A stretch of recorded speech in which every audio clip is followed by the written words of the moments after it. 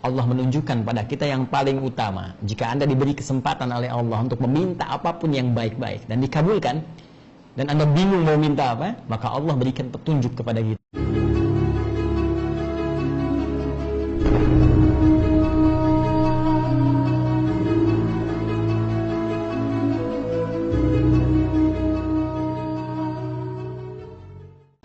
Baik, langsung saja kita akan coba melanjutkan pada ayat yang ke-6 di surah Al-Baqarah setelah kita tuntaskan di pertemuan terakhir dengan mengkaji di ayat yang ke-5 surah Al-Baqarah. Sebelum berkenan kita lanjutkan ke ayat yang ke-6, mohon izin saya mengingatkan kembali sebagai resum yang cepat tentang apa yang kita bahas. Setiap hari kita membaca Al-Fatihah paling minimal 17 kali dalam sehari, ya, khususnya dalam sholat kita dari subuh, zuhur, asar, maghrib, isya. Ya, dari 17 ini di antara permohonan terpentingnya setelah kita berikrar tentang kepatuhan dan penghambaan kita kepada Allah dengan mengatakan iyyaka na'budu wa iyyaka nasta'in. Lantas di hadisnya kemudian disampaikan, Allah tegas menyampaikan kepada kita, hadza baini wa baina 'abdi wa li 'abdi ma sa'al. Seperti pernah kami jelaskan di pertemuan yang sangat terdahulu. Ini perjanjian antara aku dengan hambaku, kata Allah, jika hambaku benar salatnya sampai detik bacaan ini, apapun yang ia minta aku akan berikan. Nah, dan di antara sekian pemberian itu, Allah menunjukkan pada kita yang paling utama. Jika Anda diberi kesempatan oleh Allah untuk meminta apapun yang baik-baik dan dikabulkan, dan Anda bingung mau minta apa, maka Allah berikan petunjuk kepada kita. Minta yang ini, maka yang lain dengan sendirinya akan ikut serta. Ya, Allah ajarkan kalimat ihdinas siratal mustaqim. Ya Allah, berikan kami hudan, petunjuk-petunjuk, pedoman-pedoman, jalan-jalan kebaikan, jalan-jalan takwa, jalan-jalan yang ringan, jalan-jalan sukses, kebahagiaan yang lurus, yang benar, la wijaja fi, yang tidak bengkok, yang tetap dalam garis ketaatan kepada Allah Subhanahu wa taala dan mudah untuk mencapainya. Karena kita meminta hudan, maka Allah berikan petunjuk kemudian kepada kita. Hudan yang menghadirkan kenikmatan, kenyamanan, seperti orang dulu pernah mendapatkannya, jauh dari kesesatan, jauh dari hal-hal tercela. Maka dijawablah di Al-Baqarah itu ketika Allah mengatakan Alif Lam Mim, ayat 2-nya, dzalikal kitabu la raiba fi hudan lil muttaqin. Di sini jika kita ingin menjadi bagian hamba yang terkabulkan meminta hudan, petunjuk kesuksesan, kebahagiaan, kedamaian, ketentraman, kenyamanan ibadah, maka petunjuk terbesarnya Allah tegaskan, ayo kembali pelajari Alkitab, Al-Quran. Dzalikal kitabu, ada semua petunjuk itu di Al-Quran, kata Allah. La raiba fi, jangan pernah meragukan petunjuk itu. Hudan lil muttaqin, maka jadilah orang takwa untuk mendapatkan petunjuk-petunjuk yang dimaksudkan. Karena itu di pertemuan terakhir kita telah membahas tentang bagaimana menjadi kriteria orang takwa. Mulai dari membangun kekuatan iman sebagai amalan hati, syarat pertama. Kemudian berusaha mengasah itu dan meningkatkan kualitas kekuatan iman itu dengan cara menunaikan amalan fisik, sholat. Ayo evaluasi sholat kita sampai dengan kini. Saya sering kali tidak bosan menyampaikan. Kemudian ada amalan harta, wa mimma razaqnahum yunfiqun. Ada interaksi dengan Al-Quran, walladzina yu'minuna bima unzila ilaik, baik itu baca saja, memahami isinya atau mulai menghafalkannya. Kemudian yakin akan kembalinya kita ke akhirat, wabil akhiratihum yuqinun. Setelah kita juga mengetahui kitab-kitab yang diturunkan kepada para nabi terdahulu untuk mengetahui bagaimana mereka pun mendekat kepada Allah Subhanahu wa taala. Jika ini terpenuhi dengan baik, maka silahkan rasakan hasilnya. Saat Allah menegaskan ulaika ala hudan mir rabbihim, orang ini kalau benar salatnya, perhatikan, benar salatnya. Karena itu orang tua dulu kemanapun anak itu akan merantau, baik sekolah, dalam negeri, luar negeri, atau dalam pekerjaan pertama yang akan dia kerjakan, selalu fitrah lisannya mengatakan jangan lupa sholat. Sholatnya itu sudah fitrah. Kenapa? Bukan hanya membangun koneksi jiwa kita dengan Allah, bukan hanya membangun kedekatan kita dengan Allah, tapi sholat itu lebih daripada itu akan menjadi kunci yang paling utama menjadikan pribadi takwa, yang dengan takwa itu mendatangkan segala kemudahan dalam proses aktivitas kehidupan kita. Ingat, sholat, cek. Setelah itu naikkan Ya, jangan-jangan selama ini orientasi kerjanya baru dunia saja.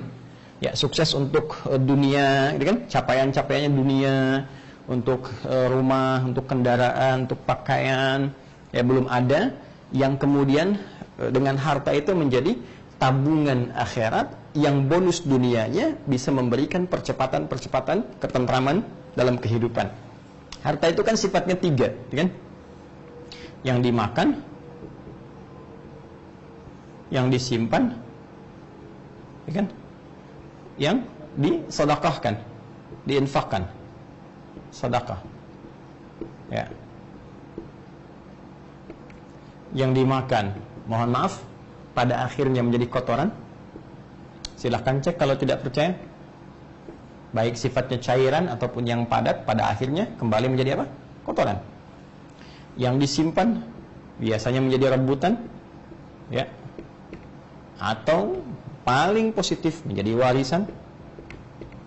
Silahkan kalau tidak percaya, Anda simpan-simpan, pada akhirnya Anda meninggal. Kalau bukan dunia meninggalkan Anda meninggalkan dunia duluan. Maka ini hanya akan menjadi perpindahan tangan. Baik itu bisa menjadi positif nilainya warisan, atau boleh jadi muncul kesan negatif untuk diperebutkan dengan cara yang tidak elegan.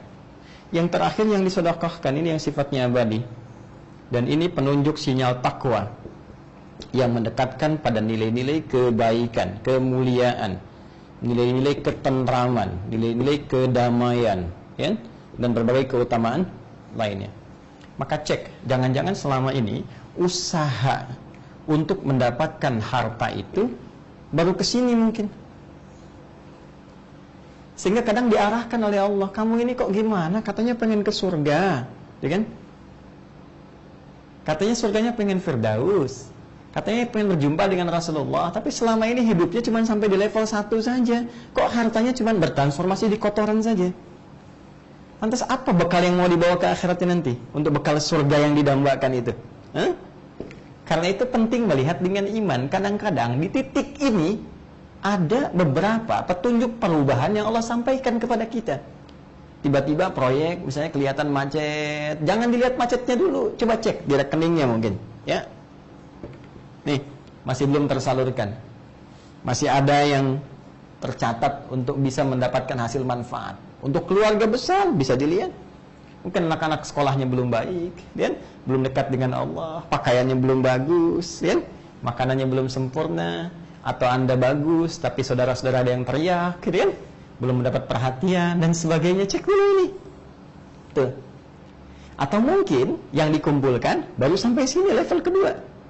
Tuh. Yang ini belum ada. Karena itu dalam setiap titian kehidupan, ingat betul ini. Banyak ayat di Al-Quran memberikan jaminan kepada kita tentang seluruh ketercukupan dalam hidup. Even itu ujian yang kita hadapi.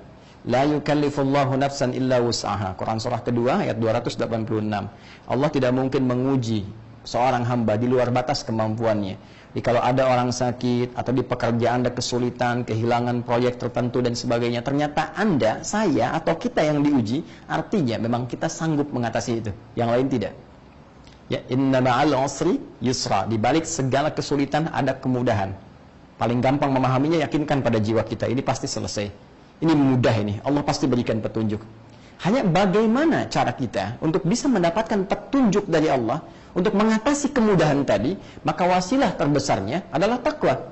Quran surah kelima ayat 35. Ya ayyuhalladzina amanu taqullaha wabtaghu ilaihil wasilah.